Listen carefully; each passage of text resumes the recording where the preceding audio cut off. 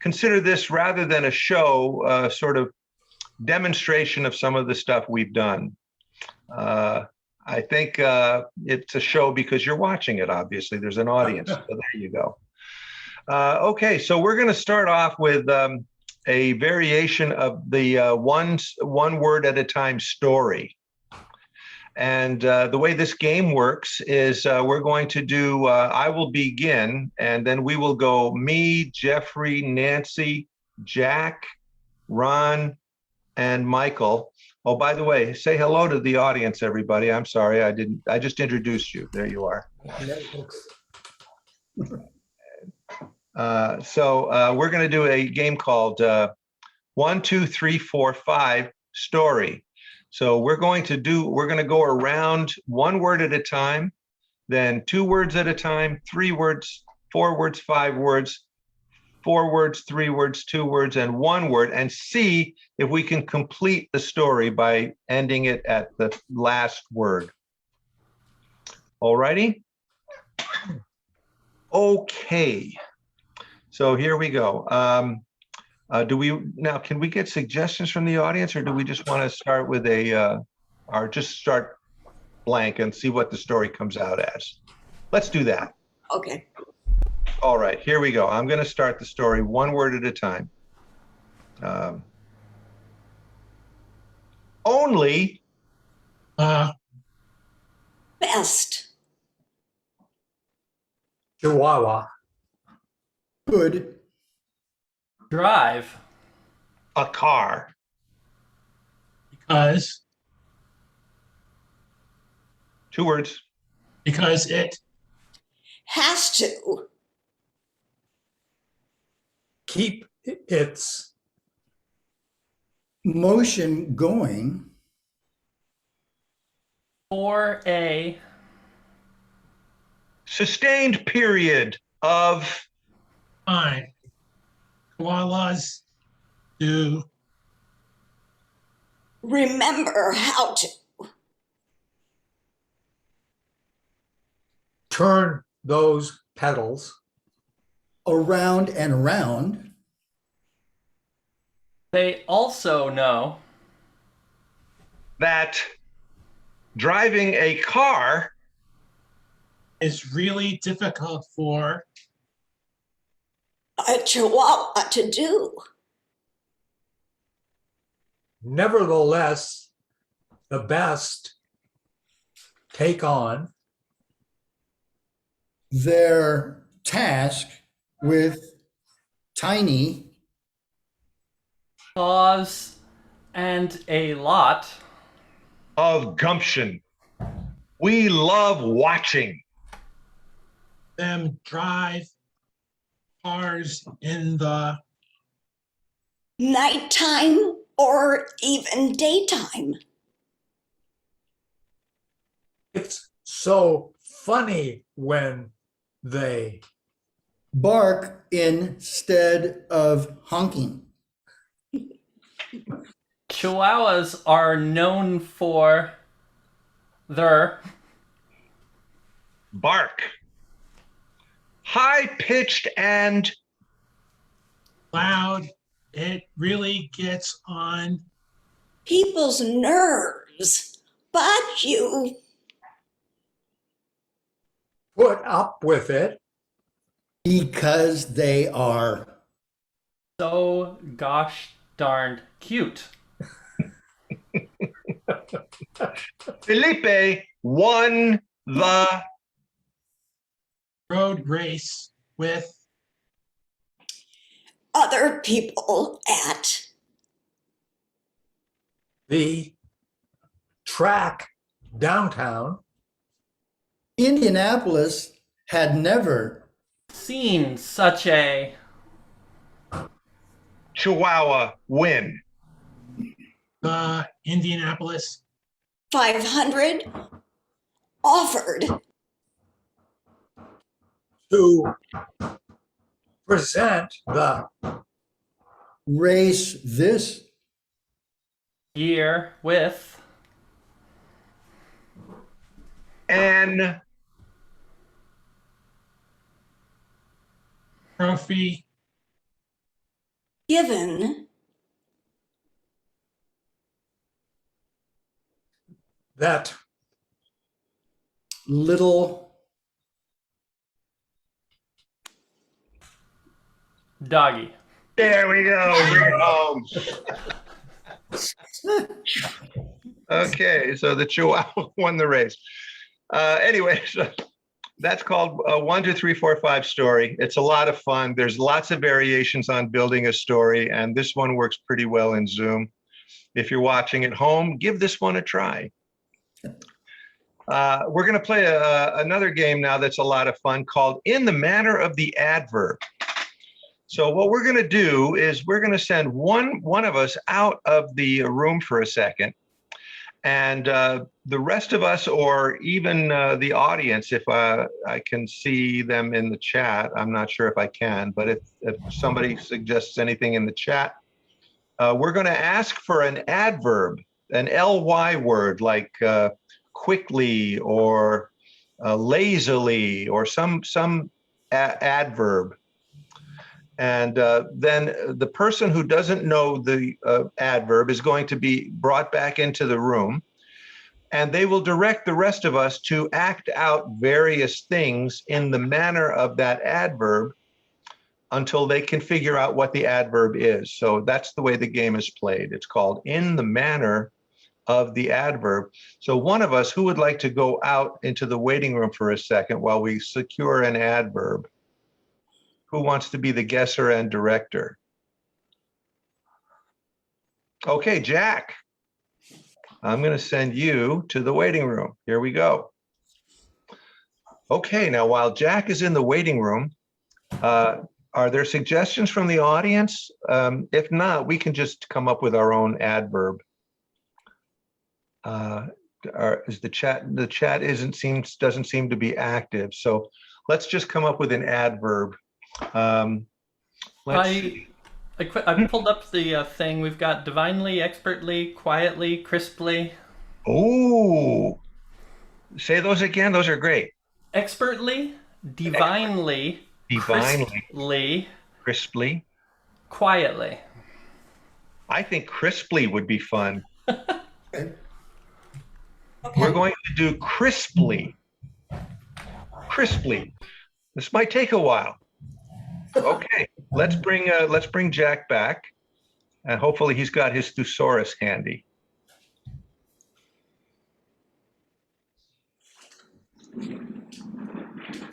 There he is. Okay, Jack.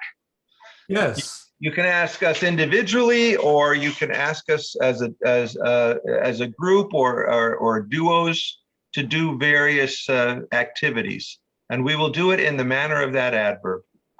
Okay. Nancy, would you please shovel snow in the manner of the adverb?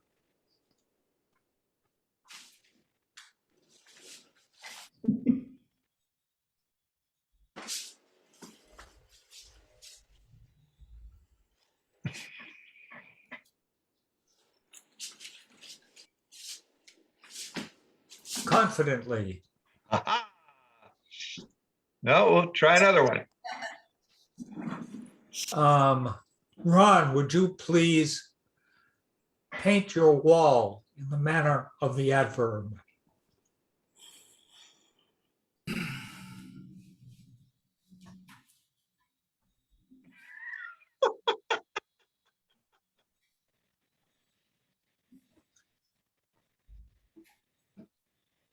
Abruptly. Well, keep going. This is great. I'm getting colder. No, we're all dancing around it. Keep going. Jeffrey, will you please talk on the phone in the manner of the adverb? You can use your voice, Jeffrey. Can use my voice. Okay. This is unbelievable. I can't take this. You know, this is really has to be a certain way. It has to be this way. Just has to be this way. This is the way I want it. Okay.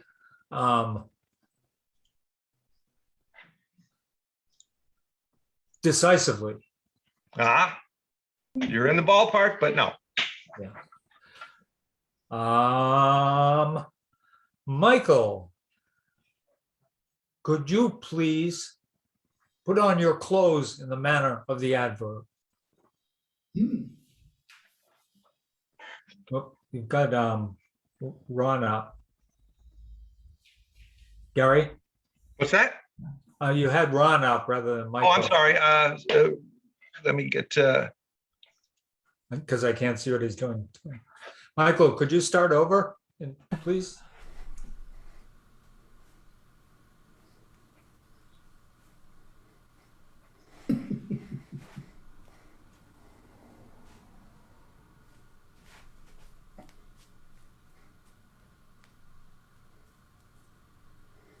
Wow.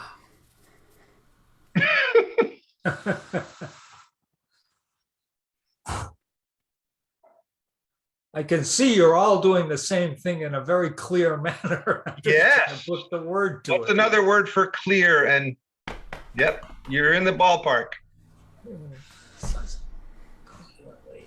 Precisely. Oh, close. No. So close. Gary, Yes. could you please eat a meal in the manner of the adverb?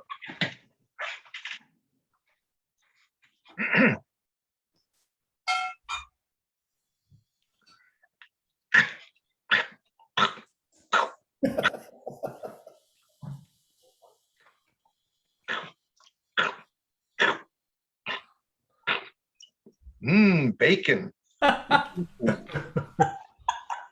Just the way I like it.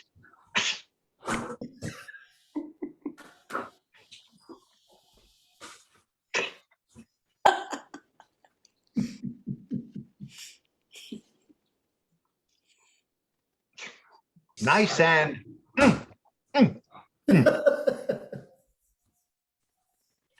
Jeez, you guys are just laying it out for me and I'm not getting it. It's a combination of decisively, confidently, in particularly. I know. Would you tell him I'm in a show? It is. We will do it. We will say it. It is crisply. Crisply. Perfect. Crisply. You guys Good word. did it Good word. very well. Okay. Well, whether you get it or not, it's fun to act out manner of the adverb. Again, a great Viola would always use, Viola Spolin, whose work we're doing, would always begin a workshop with what she called a traditional game. Just a game to get everybody in that spirit of play. And so, and the manner of the adverb is really a fun one. It works great on Zoom. Yeah. All right. Now we're going to do a couple of interesting games that are kind of in Viola's book and probably not very well known. The first one we're going to do is called Emotional Faces. And we have, who do we have for that? We have Ron and Nancy. Mhm. Yep. Okay. So we're going to put Ron and Nancy on screen here. And then I'll get off screen in a second. And so what I'm going to ask is we're going to have a relationship. We need a relationship. So Michael, you can see everybody's chat. Yeah, I've got the Facebook video chat up. Okay, great. Would you pick let's get a relationship for Ron and Nancy. How do they know one another? See what comes up. Okay, it'll probably take a few moments for people. All righty. Oh, here we go. We've got twins. We've got doctor and patient. Oh, I think doctor and patient works really well. Oh, I see. Now I see the classroom coming up. Great. There it is. I'm seeing the chat. Thank you, everybody. Salamanders. Salamanders. Wow. I knew Sal. He was a hell of a guy. Yeah, salamander. All right, we're going to do doctor and patient. And so here's what's going to happen. I'm going to put myself in gallery view here. And can Jeffrey and Michael and Jack turn their videos off? There we go. And so I'm going to ask for an emotion for Nancy's. Do you know who you are to each other? Who wants to be the doctor and who wants to be the patient? I'll be the patient. Okay, Nancy is the doctor. So we need an emotion for Nancy's eyebrows. Can I have an emotion for Nancy's eyebrows? I'm going to look in the chat and see what comes up. Remorseful. You have remorseful eyebrows. And now we need a different emotion for her nose. And petulant. Oh, petulant is good. Petulant. A petulant nose. And now we need for her lower lip and mouth, we need a different emotion. Prickly, snarky. There we go. So that's who she is going to be in this scene. Now for Ron, we need an emotion for Ron's forehead and eyebrows.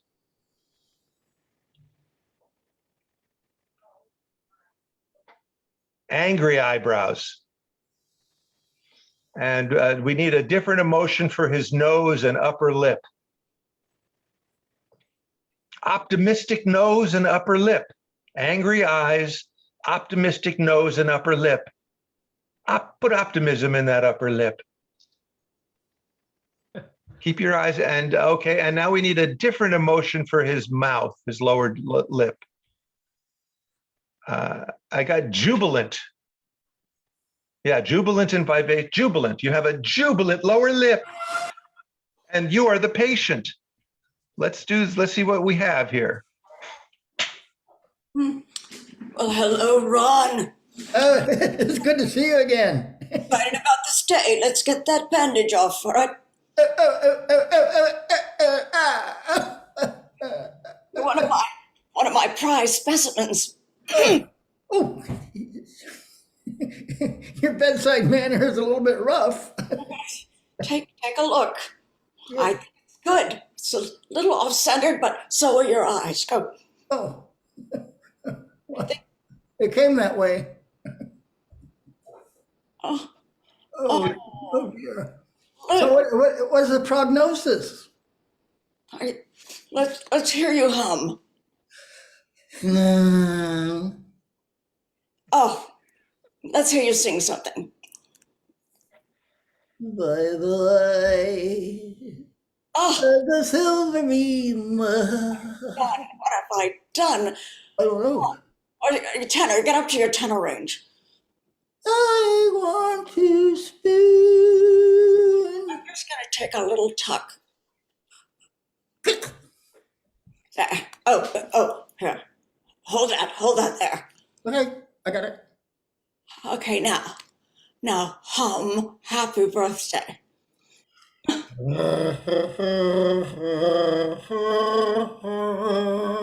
think it's fabulous. I don't care what they say. I think it's fabulous.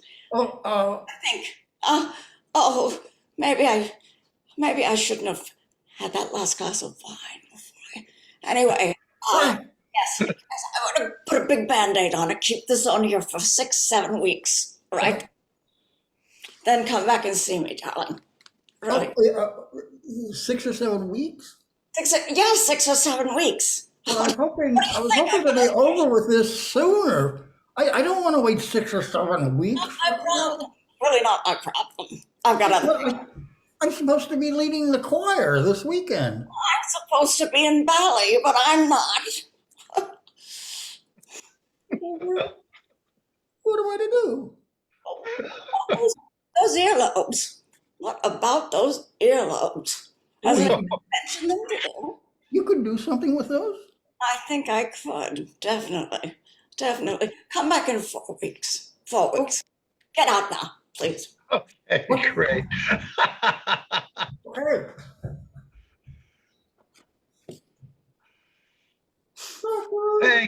Thank you. Well, now you can massage your faces back to normal. It really is a workout for the faces, aren't they? Uh-huh. It is. Yeah, Well, but I've it never had a definitely, joyous lower lip in my life. and what's nice about it is it just provides you with instant character, and then that it flows out of that. It's a lot of fun. When you put emotion somewhere other than your brain, put them, get angry shoulders or a confident chest or you can have a lot of fun with it. All righty. Now we are on to the next game. And for that game, we have Michael and Jack. So let's bring Michael and Jack up here.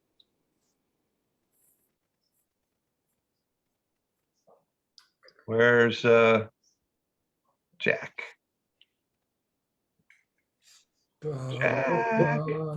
thought I clicked it. There you are. All Okay. right. So this is a game. Now the way we did it in workshop was just simply to have a conversation. But this time, I think what I'd like to do is get a relationship for these two players first off. So let's have a suggestion for a relationship. How do they know one another? Don't forget to pin us. I'll pin you. Yep.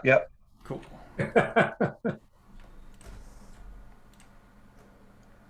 Ron, that's a spitting image of you.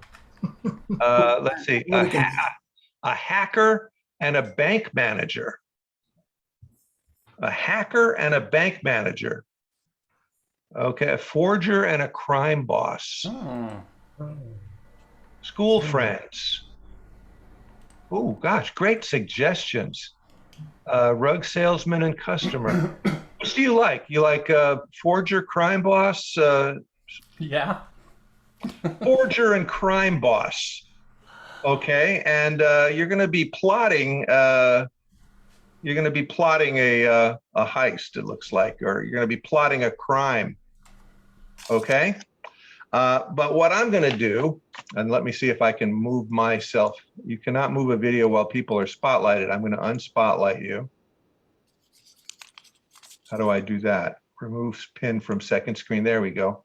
So cannot move people while people are spotlighted. Who's spotlighted? Nancy, Ron, and you yourself, Gary.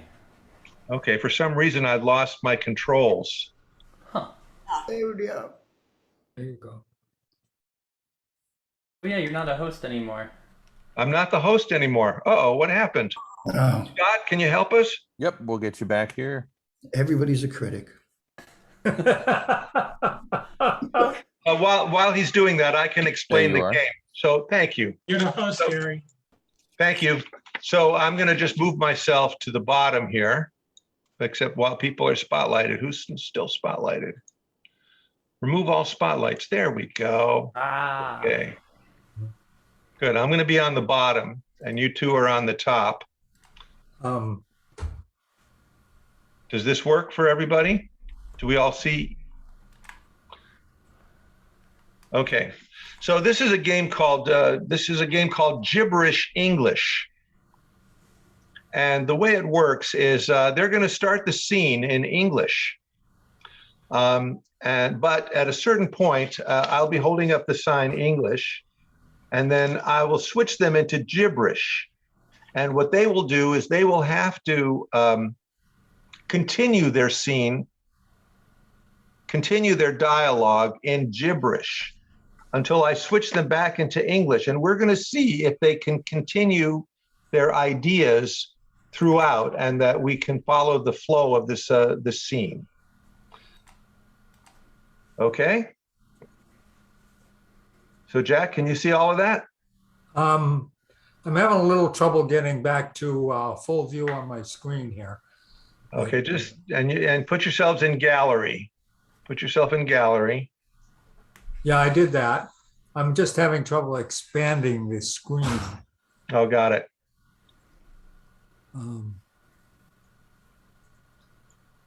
I'll work with this.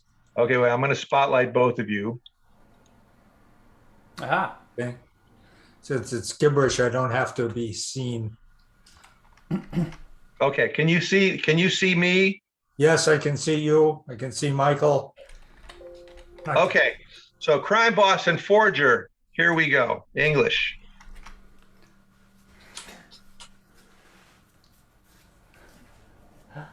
You got that grin on your face, boss. What you got in mind? I was just thinking, we've been forging so much money. Let's diversify. I'm thinking postage. Huh?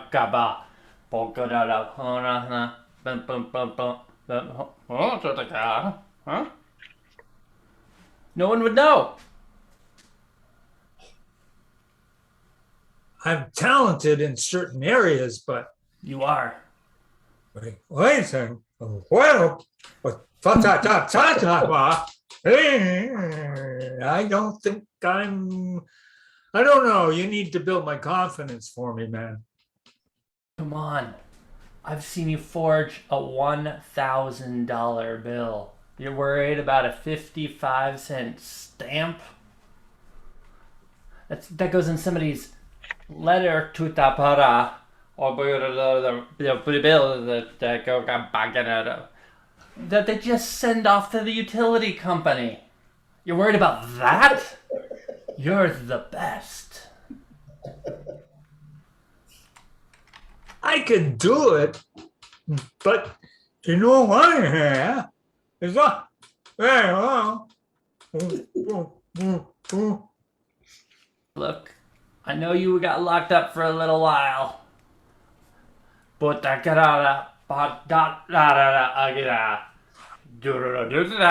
and me aren't going anywhere. I promise. All right. Well, hey, we're not going anywhere because we're not going to make any money off stamps. One $10,000 bill is change for that. It keeps us going for a long time.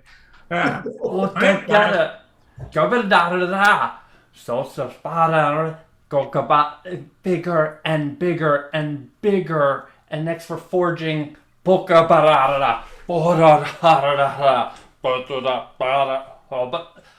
everybody thinks it's a real FedEx office. But it's not. FedEx doesn't sell fucking stamps, boss. Hey, well.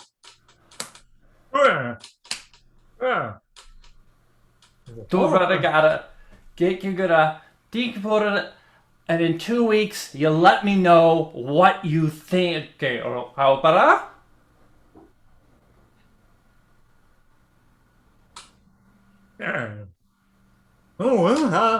I will have sold another $10,000 bill and be out of town in 2 weeks. All right, new proposal. Instead of American money, we'll start talking about get out of the body.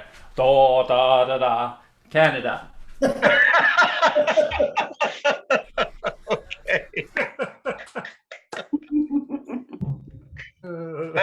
Thank you. That is gibberish Thank you, English. Michael. That was really funny. Thank you, Jack. Okay, great. Let's see now. We're moving spotlights and we can have everybody come back onto screen. Now, I don't know how much more time we have, but we've run through the games we wanted to go through. If there's time more, I can do another little game just to kind of put a cap on the whole show. Would everybody be interested in that if there's time? I am. Sure. Oh, yes. Okay. Okay, well, let's see how long this is going to take then. So we're going to do another gibberish game, and I'm going to be able to play in this game. And I guess, Ron, you said you would be volunteering to go out for this. Bye-bye. Okay, I'm going to put you in the waiting room, and I'm going to ask everybody, including the players, for some suggestions. And then when they're ready, we're going to create a story for you and I will be able to explain that story to you. Unfortunately, it'll be in gibberish, so you will have to translate it back into English for everybody. So here you go. Put in waiting room. Okay, so let's start with the suggestion that I am somewhere and I'm engaged in certain activity. Where could I be and what could I be doing? A hot air balloon. I'm in a hot air balloon. Okay, and what am I doing there? Having lunch. I'm having lunch in a hot air balloon. Okay, when in the midst of having lunch in this hot air balloon, something very strange occurs. Some strange occurrence happens while I'm doing this. What could it be? From the chat, you're Oh, fighting from the chat. It's fighting a fire-breathing dragon. A fire-breathing dragon appears. flaps up, and I'm going to fight it. What do I fight it with? Your Amex Black card. From the chat. Card. No, we can get. My God, that's going to take more. We could get a vampire steak. I take a vampire steak because I happen to have one in the balloon. And what do I do with it? Look it. Puncture the balloon. I puncture the balloon and the balloon starts to drop, and it ends how? Disastrously. Any ideas on how this ends? The dragon saves you because it wanted to be friends all along. Oh, The you're so dragon, sweet, the Michael. dragon swoops up and catches me. Yeah. Okay, so that's the story. So let me just reiterate the story. I'm having lunch in my hot air balloon, and suddenly a fire-breathing dragon flies up next to me, and I feel like I should fight it. So I take a vampire steak and I'm ready to like plunge it into to fight with him. But instead I puncture the balloon. As the balloon drops, the dragon swoops down and saves me. Yes. And that's the story, right? That's right. Now, Ron does not know this story. He may never know it, but I'm going to try to explain the story to Ron in gibberish. And now, and when he gets anything right, please applaud and give him some acknowledgement that he's on the right track. Oh my gosh, here we go. Let's bring Ron back. Okay, and I'm going to spotlight myself. And I'm going to spotlight Ron. Welcome back, Ron.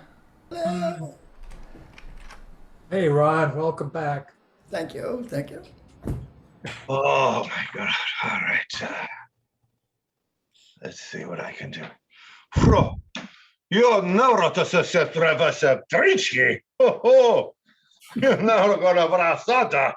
Whoa, you're never going to believe what just happened to me. You're never going to believe it. So, Ambrosius, Kunshi Avros, and I've got the Prungi Beaches, and the Borga Shushes and Bidoro. Woo, the baby gabo. So I've got my my balloon all ready to go, and I climbed into the basket.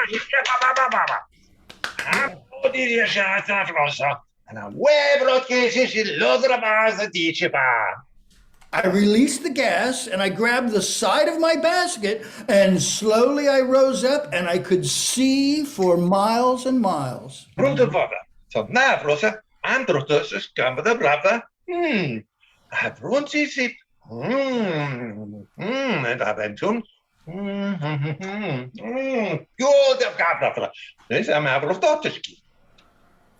Now that I'm up here and I can see the entire valley, I took out my sandwich and poured myself a glass of wine and enjoyed the view.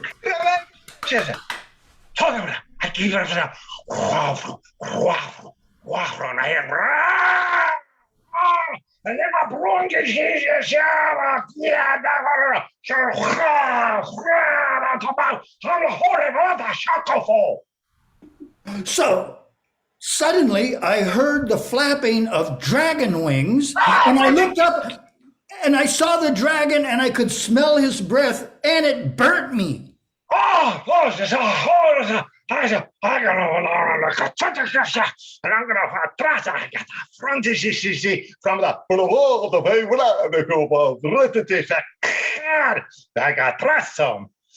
So I reached down into my lunch basket where I keep my silver crucifix, steak, because I always keep steak in my lunch basket. And I'm going to take on this dragon and I'm going to puncture him.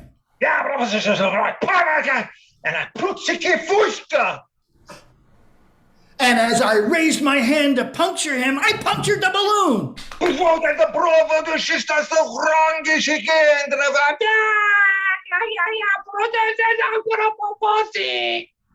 Oh, and as the air exited the balloon, I started to sink to the ground faster and faster.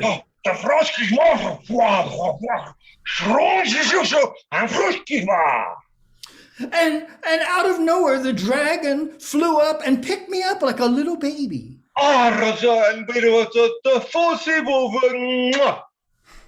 And that's when I learned to love my dragon friend. And that's what happened. Very good, Ron. Very good, Gary. Super. Oh, that was fun. Perfect. That was over Napa, I take it. Yeah. That's what happened. Oh my goodness. So that's another way to kind of explore the idea of gibberish. Gibberish is actually not about just nonsense language. It's about communicating. And Ron and I had good connection there with the communicating. So that was a lot of fun. That was a lot of fun. So that's called eyewitness gibberish. So,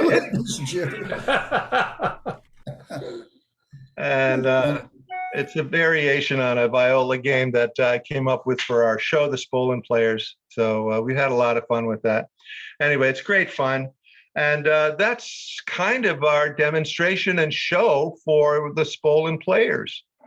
Would you guys like to say anything about the work and about who Viola Spolin was, etc.? Well, you just said that's lots of fun, and that's definitely, what I get out of playing Spolin games. I mean, you just want to keep playing until you finish the book. What the heck? Yeah, well, as Viola says, one of the things, one of her mottos was, she has it even as a thing in her book, everyone can play in the theater. Everyone can play, she said. And she would also say that acting requires presence, and playing produces this state.